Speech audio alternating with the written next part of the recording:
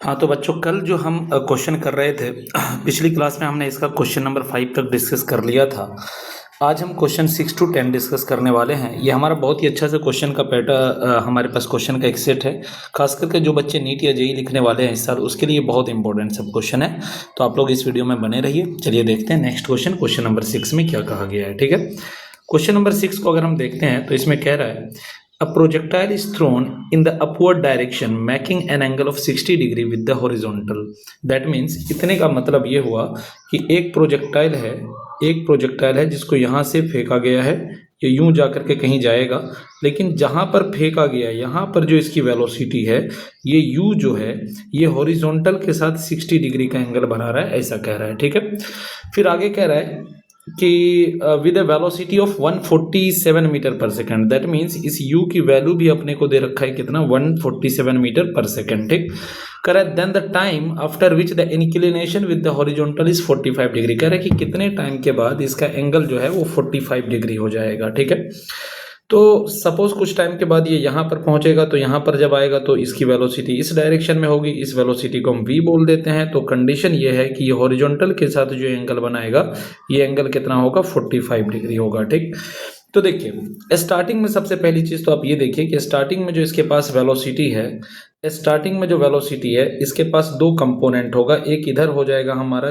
u cos 60 degree, जिसको कि मैं कह सकता हूँ 147 इंटू cos 60 इज 1/2 होता है, तो यानी कि 147/2 आ जाएगा। और इसके पास इधर की तरफ जो वेलोसिटी होगी ये हमारा u sin थीटा होता है, यानी u sin थीटा होगा इस डायरेक्शन में, जिसको कि मैं कह सकता हूँ 147 इंटू साइन 60 हमारा √3/2 होता है। ठीक, अब हुआ क्या कि पार्टिकल कुछ देर के बाद यहाँ पर पहुंचा, तो यहाँ पर पहुंचने के बाद उसकी वेलोसिटी v हो चुकी है, तो इसका जो हॉरिजॉन्टल कंपोनेंट होगा यहाँ पर ये हो जाएगा v cos 45 के बराबर।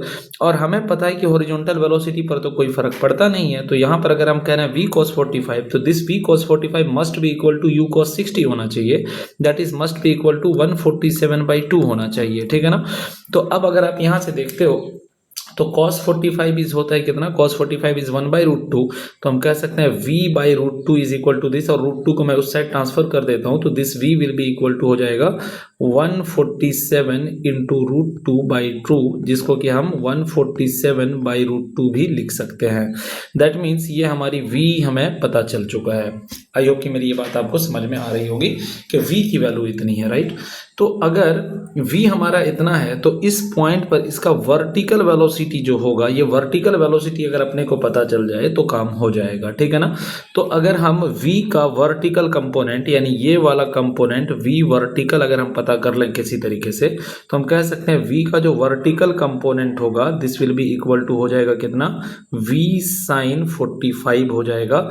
और v की वैल्यू हमारी आ चुकी है कितनी, 147/√2, और sin 45 होता है 1/√2, तो we can say this will be 147/2 हो जाएगा। This is our v perpendicular. तो अगर हमें परपेंडिकुलर वेलोसिटी भी पता चल चुकी है, तो अब हम equation of motion y direction में अगर लगा देते हैं, तो अगर हम अलोंग y डायरेक्शन लगाते हैं, अलोंग y डायरेक्शन, तो y डायरेक्शन में अगर हम वेलोसिटी का इक्वेशन लगाते हैं तो हम कहेंगे vy is equal to uy minus g into t कह सकते हैं।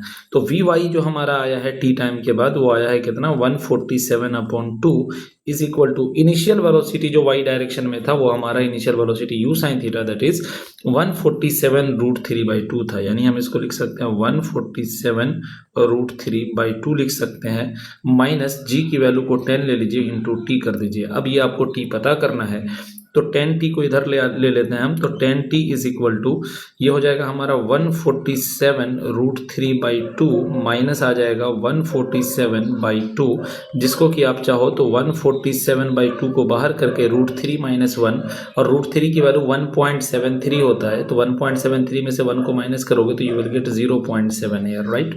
तो अब यहाँ से t पता करना है, तो your t will be equal to 147 into 0.7/2 into 10 हो जाएगा। और अगर आप देखो तो 10 से अगर आप इसको डिवाइड करोगे तो यू विल गेट 14.7 इंटू 0.7/2 2 से इसको भी डिवाइड कर दो तो यू विल गेट व्हाट 7.3, और 7.3 है और ये 0.7 है, तो 7.3 और 0.7 को जब हम मल्टीप्लाई करेंगे तो we will get how much. एक काम करते हैं, इस पॉइंट को मैं थोड़ी देर के लिए नीचे 10 लेकर के फिर आसानी से मैं डिवाइड कर सकता हूँ इसको। 7 3 ज़ा 21, 7 7 ज़ा 49, और 49 प्लस 2 जो हो जाएगा हमारा वो 51 हो जाएगा। और फिर अगर हम 10 से कुछ गलती तो नहीं हुआ, नहीं I think there are some mistakes, 7 0 नहीं, कुछ तो मिस्टेक मैं कर रहा हूँ, वेट। ये हमारा जो आ जाएगा ये पॉइंट है और एक नीचे में 10, यस, ये तो 5.11 आ जाएगा, राइट। तो 5.11 यानी 5 के आसपास जो भी होगा उसको हम टिक करेंगे तो हमारा ऑप्शन थर्ड जो होगा वो करेक्ट हो जाएगा। आई होप कि आपको ये बात समझ में आई होगी, ठीक। उसके बाद हम आगे बढ़ते हैं क्वेश्चन नंबर 7 पे। क्वेश्चन नंबर 7 को अगर आप ध्यान से देखो तो क्वेश्चन नंबर 7 में आपको क्या दे रखा है, क्वेश्चन नंबर 7 में जो आपको दे रखा है, क्वेश्चन नंबर 7 में जो दे रखा है, कह रहा है कि a ball is projected upward from the top of a tower with a velocity of 50 metre per second making an angle of 30 degree with the horizontal. That means कह ये रहा है कि ये एक टावर है और इस टावर की ऊंचाई के बारे में, इसकी हाइट के बारे में भी आगे इन्फॉर्मेशन है। The height of the tower is 70 metre, तो हाइट ऑफ द टावर हमारा 70 मीटर है और इस टॉप से एक ऑब्जेक्ट को फेंका जाता है और किसी एंगल पर फेंका गया है, 30 डिग्री के एंगल पर फेंका गया है, दैट मीन्स यूं थ्रो किया गया है। तो अगर इसकी वेलोसिटी को हम इस डायरेक्शन में थ्रो किए हैं, 50 मीटर पर सेकंड से हमने फेंका है और ये एंगल अगर हमारा 30 डिग्री है, ठीक है ना। तो कह रहा है कि after how many second from the instant of throwing will the ball rich the ground. कह रहा है कि कितने टाइम के बाद ये इस ग्राउंड पर आकर के गिरेगा, ठीक है। तो देखिए ग्राउंड पर गिरेगा तो आपको एक्स डायरेक्शन के बारे में ज़्यादा नहीं सोचना है, आपको सिर्फ वाई डायरेक्शन के बारे में सोचना है। तो वाई डायरेक्शन में जो इसकी वेलोसिटी होगी वो इस डायरेक्शन में होगी, जिसको कि आप कह सकते हो कि ये यू साइन थीटा होगा, और you sine theta that means 50 into sine 30 करेंगे तो 1/2 आएगा, that means you can say 25। यानी वाई डायरेक्शन में जो इसकी वेलोसिटी है यू वाई जो है initial velocity in y direction वो आ जाएगा 25 मीटर पर सेकेंड। अब भले ये कहीं भी जाकर के गिरेगा लेकिन वाई डायरेक्शन में जो डिस्प्लेसमेंट होगा, जो टोटल डिस्प्लेसमेंट होगा वाई डायरेक्शन में, दिस विल बी -70 मीटर होगा, क्योंकि ये यहाँ से ऊपर जाएगा और ऊपर जाकर के यहाँ कहीं आके गिरेगा। तो नेट यहाँ ये इनिशियल पॉइंट है, ये फाइनल पॉइंट है, तो डिस्प्लेसमेंट जो अगर आप देखोगे वाई डायरेक्शन का अगर डिस्प्लेसमेंट देखोगे तो वाई डायरेक्शन का डिस्प्लेसमेंट तो यही आएगा ना, एक्स डायरेक्शन का डिस्प्लेसमेंट इतना, वाई का इतना, तो total displacement will be this. तो हमें सिर्फ वाई डायरेक्शन का डिस्प्लेसमेंट देखना है जो कि -70 मीटर होगा, ठीक है। और अब आपका जो एक्सेलरेशन की बात करें तो दिस विल बी -10, क्योंकि हम इनिशियल वेलोसिटी हमारी ऊपर थी और एक्सेलरेशन नीचे की तरफ है और डिस्प्लेसमेंट भी, नेट डिस्प्लेसमेंट भी नीचे की तरफ है। अब यहाँ पर हम इक्वेशन लगा सकते हैं कौन सा, तो S is equal to ut plus half AT²। ये इक्वेशन लगा लेते हैं क्योंकि हमें टाइम एक्चुअल में पता करना है, ठीक है ना। तो S की वैल्यू हम डाल देते हैं कितना, -70 इज इक्वल टू U जो है हमारा वो 25 है, तो 25 इंटू टी, एक ही जगह -10 डालेंगे तो ये हो जाएगा -5 इंटू हो जाएगा कितना, T²। इस सारे को उठा के इधर ले आते हैं तो ये हो जाएगा हमारा 5T² -25T और -70 इज इक्वल टू 0। और यहाँ पर 5 को भी चाहें तो कॉमन ले सकते हैं, तो T² -5T -14 is equal to 0 हो जाएगा। और इसको मिडिल टर्म स्प्लिटेशन से अगर हम करना चाहें तो 14 7 और 2 से बन सकता है, तो वी कैन से T² -70 plus 2T -14 is equal to 0। और यहाँ पर अगर हम T को बाहर कर लेते हैं तो ये हो जाएगा T -7 प्लस 2 को बाहर कर लेते हैं तो यहाँ T -7 इज इक्वल टू 0। तो T की वैल्यू आपको -2 या T की वैल्यू आपको 7 मिलेगी। तो माइनस वाले को अपने को कंसिडर नहीं करना है, प्लस वाले को कंसिडर करना है, तो हम कहेंगे टाइम जो है हमारा वो 7 सेकेंड हो जाएगा। आई होप ये बात भी आपको समझ में आई होगी। आगे बढ़ते हैं, क्वेश्चन नंबर 8 को देखते हैं जरा सा। अगर हम क्वेश्चन नंबर 8 को करते हैं तो क्वेश्चन नंबर 8 में दिया हुआ है कि ए ड्रंक कार्ड, मतलब कोई पीने वीने वाला है, is walking along a straight road, यानी एक कोई सीधा सीधा रोड है, इस रोड पर कोई नशेड़ी है जो कि बेसिकली चल रहा है, ठीक है। ही टेक्स 5 स्टेप फॉरवर्ड, ये 5 स्टेप आगे लेता है, एंड 3 स्टेप बैकवर्ड, यानी 5 स्टेप आगे चलता है तो 5 स्टेप आगे चलने के बाद वो 3 स्टेप पीछे आता है, ठीक है। बहुत बढ़िया भाई। Backward and so on. कह रहा है each step is 1 metre long. अच्छा, तो अगर हर एक स्टेप 5 मीटर लंबा है तो इसका मतलब 5 स्टेप अगर आगे चलेगा तो 5 मीटर वो आगे चलेगा और 3 मीटर वो पीछे चलेगा। तो टोटल कितना चला भाई? तो टोटल तब तो वो 2 मीटर चला। बहुत बढ़िया बात। आगे क्या कह रहा है? कह रहा है कि there is a pit on the road 11 metre away. अच्छा, इससे यानी यहाँ से अगर चलना शुरू किया है तो यहाँ पर जाकर के कोई एक गड्ढा है और ये गड्ढे की जो टोटल दूरी है ये 11 मीटर है। बहुत बढ़िया। Away from the sitting point और फ्रॉम द स्टार्टिंग पॉइंट। तो कह रहे हैं कि the drunkard will fall into the pit after, कितने टाइम के बाद ये जो शराबी है ये जाकर के इस गड्ढे में गिर जाएगा, ये अपने को पता करना है। ठीक, तो देखिए ये बहुत लॉजिकल क्वेश्चन है और अच्छा क्वेश्चन है। ये फॉरवर्ड जो चलता है, आगे जो चलता है 5 मीटर चलता है, तो जब ये आगे बढ़ेगा बढ़ेगा बढ़ेगा तो एक ऐसा पॉइंट पर पहुंचेगा, सपोज यहाँ पर पहुंचा, जिसके बाद अब वो आगे 5 मीटर चलेगा तो वो जाके सीधा गड्ढे में गिर जाएगा। यानी ये पॉइंट पर कहीं पर पहुंचेगा और इस पॉइंट के बाद जब वो आगे चलेगा तो वापस नहीं लौटेगा। यहाँ से जब वो आगे चलेगा तो वो जाएगा और जाकर के इस गड्ढे में सीधा सीधा गिर जाएगा, यानी जर्नी खत्म। तो दैट मीन्स कि इस जर्नी में जो टाइम लगेगा वो टाइम तो 5 सेकंड लगेगा। सर इसमें तो कोई दिक्कत नहीं है, लेकिन इस 5 मीटर से पहले की जो जर्नी है, ये वाली जो जर्नी है, इस जर्नी में उसको कितना चलना है? तो टोटल डिस्टेंस 11 मीटर है और ये 5 मीटर तो सीधा सीधा जाके गिर जाएगा, तो हम कहेंगे ये डिस्टेंस 6 मीटर है सर। तो 6 मीटर की जर्नी में वो आगे भी जाएगा पीछे भी जाएगा। इस जर्नी में वो आगे पीछे करेगा, बट इस जर्नी में वो जाकर के सीधा सीधा गिर जाएगा। तो हम ये कह सकते हैं कि उसको टोटल जो 6 मीटर की जर्नी चलनी है, तो उस जर्नी में उसको हर एक 2 मीटर चलने के लिए जो उसको टाइम लगता है वो 8 सेकंड का लगता है, क्योंकि 5 मीटर आगे चलेगा तो 5 सेकंड लगेगा, 3 मीटर पीछे आएगा 3 सेकंड लगेगा। दैट मीन्स टोटल चला वो 2 मीटर चलने के लिए उसको जो टाइम अपना बिताना पड़ा वो 8 सेकंड बिताना पड़ा। ठीक है ना? तो अगर 2 मीटर के लिए उसको 8 सेकंड लगता है तो 1 मीटर के लिए कितना लगेगा भाई? 1 मीटर के लिए 8/2 लगेगा और 6 मीटर के लिए कितना लगेगा? तो हम कहेंगे 8/2 × 6, दैट मीन्स कि 24 सेकंड लगेगा। दैट मीन्स इस यहाँ तक 6 मीटर तक चलने के लिए उसको 24 सेकंड लगेगा और ये अगला 5 मीटर चलने के लिए उसको 5 सेकंड लगेगा। तो टोटल टाइम हमारा 24 + 5 that is equal to 29 second आ जाएगा। आई होप ये बात भी आपको समझ में आई होगी, यानी ऑप्शन फर्स्ट इसका जो है वो करेक्ट हो जाएगा। ठीक है, नेक्स्ट क्वेश्चन नंबर 8 हो गया हमारा। क्वेश्चन नंबर 9 को देखते हैं। क्वेश्चन नंबर 9 में कह रहा है a particle moves in a straight line for 20 second with a velocity of 30 metre per second. अच्छा, तो कह रहा है कि पहला जो t1 अपने को दे रखा है वो कितना दे रखा है? 20 सेकंड दे रखा है और वहां जो वेलोसिटी है v1 जो है वो हमारा कितना है? 30 मीटर पर सेकंड है।